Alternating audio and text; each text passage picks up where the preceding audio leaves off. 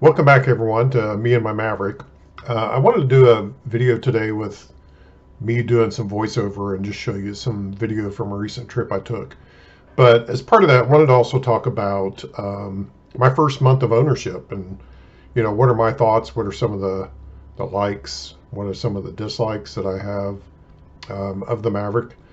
So the next several minutes are going to be video footage from the Smoky Mountains.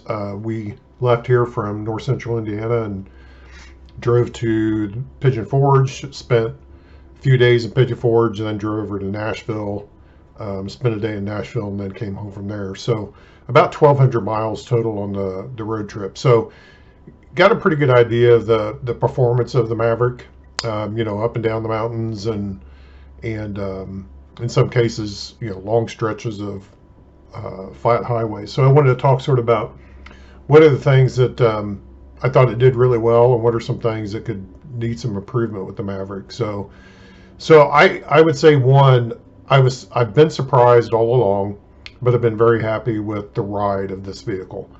Those of you that follow the Maverick closely know it's built on the same frame basically as the Ford Escape and the Bronco Sport. But it rides really well. It rides like an SUV, like a small SUV, and it rides really well. It's very comfortable to ride in. You don't feel the road a lot, so it just does really well overall. I would say the item that I'm not really surprised at, but really appreciate is the performance with the 2-liter EcoBoost engine, going up and down the hills. Gravel paths that you'll see here in some of the video coming up, it had no issue with any of those. And I've been very pleased with the performance of it, and still even today I've got over 2,000 miles on it now. I've still not, as they say, really got on it. So I'm sort of taking it easy with the break-in period, doing normal driving, and then after it gets its first oil change, we'll start looking at how well does it perform and get some ideas of that type of stuff. So the other thing that I really like, the gas mileage has been very good so far. So the trip down, and for any of you that have driven from the north into the Smoky Mountain area, when you come down Interstate 75 coming into Knoxville, very hilly. You climb a couple of really big hills. Of course, you go down a couple of big hills too.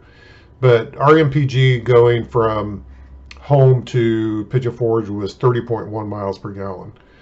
So this is a truck. Again, it's all-wheel drive, and it's rated at 29 on the highway. So to get anything over that was pretty good. And again, there was just a lot of climbing hills, and it did really well. I didn't notice a huge drop off in the mileage. In comparison to my wife's Explorer, which, it averages about 23.5 miles per gallon. It has a 3.5 liter non-turboed engine. So, and sometimes when you climb the mountains, you'll see a big drop off in MPG from what it might have been getting to what it gets climbing the mountains. So, been pretty happy with all of those things.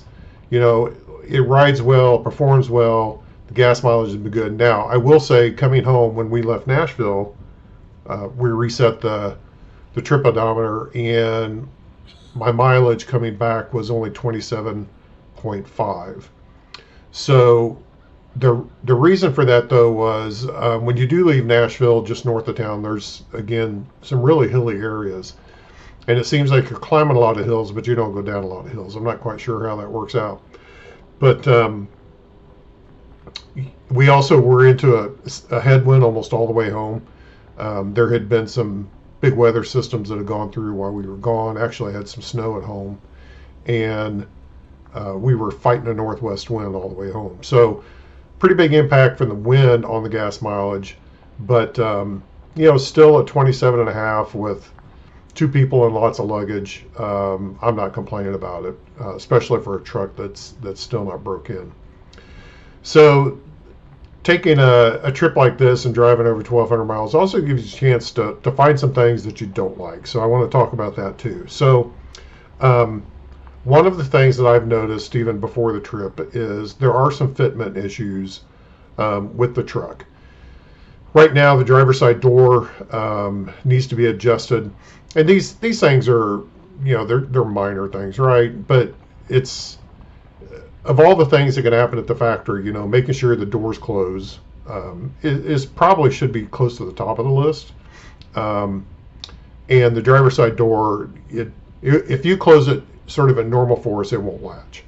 So you have to put some force behind it to get the door to latch. So it's sort of a constant battle to get it to latch. And I'll take it in the dealership and get them to adjust it. But I'm sort of waiting to see what other things I might want them to take a look at. Another thing that stuck out after driving so many hours, in one stretch on the way down, we'd stopped in southern Indiana and didn't stop again until we got to the Smoky Mountains. So we went about 5.5 hours without stopping. And I will just say that the seats could use some more padding.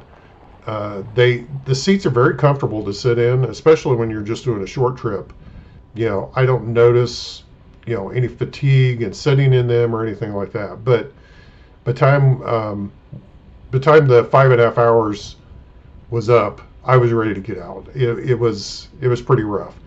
And again, the seat itself, I think, is fine, but the seats overall could have used some more cushion. The shape and size of the seats very similar to what's in my wife's 2019 Explorer, but the Explorer has just a little bit more padding in it, which makes it a lot more comfortable when you're driving, hours at a time without getting out of the vehicle. So that's something that I've noticed could use some help too. I don't know if that's something that Ford will ever change, but definitely could use a little more padding in the seats. I did want to mention, along with the fitment, there is and I've seen this in other videos, there is a bit of road noise as well, and it's not terrible, but it's a little bit more than, again, in our Explorer that you might notice in the Explorer. And there's some videos out there of people that have taken door panels off and put in soundproofing, that kind of stuff. I don't know that I'll ever do that, but it is an option that might help with a little bit of that road noise. And then the last thing I want to talk about, and I'm going to spend a couple of minutes on this because I'll just say this. I think Ford should be embarrassed with the sync system that's in the truck. So from what I've read, this is not Sync 3. Sync 3 is actually only in the Lariat edition, but I'll just call it a sync system because it seems, just from my experience with it, seems to be a little bit of a hodgepodge of the sync systems. So the sync system that's in the truck, it's terrible. I'll just say it up front. We had several incidents of the system locking up and not responding to any touch. And now there is a shortcut to reboot it, but eventually it rebooted itself, so we didn't have to do that. But the lockups, are a bit excessive. You don't notice it in town because when you're getting in and out of the truck and turning off and on the ignition, the system's getting reset, so you just don't notice it as often. But driving on the highway for a 5-hour stretch, there are a lot of things that you notice that honestly this system should not do, that it does or it doesn't do. The other thing that we've noticed is I tend to store my music on flash drives, and when sometimes you come off of a prolonged period of sitting still, so maybe overnight, and you get in, the flash drive will say that it is indexing, so it's indexing the files on there so it knows where they're at, and that message and the little icon that comes up, it'll stay forever. And the only way that I've been able to get around that is to go back to sources, select a different source, and then go back to the flash drive, and then it's fine, and it seems to work fine after that, and never see it happen again while you're using the truck. But that's a real annoyance. And then there are times when you've been using the system and certain features won't show up. Like one of the features we noticed was the inside temperature that you have set. Sometimes that particular space on the system is blank. So if you turn the knob to adjust the temperature, then it comes back.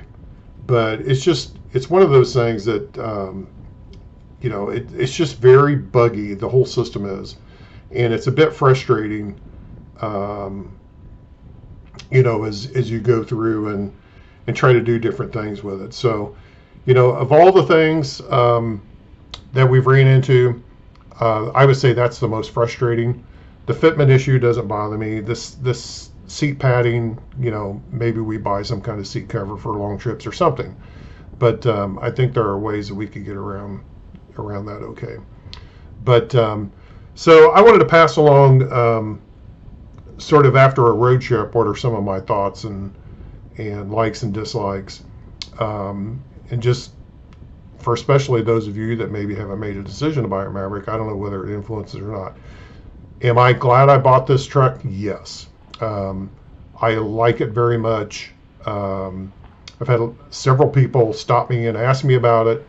Had another Velocity Blue Maverick owner while we were in Pigeon Forge one night, parked behind me and got out, and we were talking about the difference in the trucks. He had an XL hybrid and was talking about he had already ordered a 23 to get rid of his 22.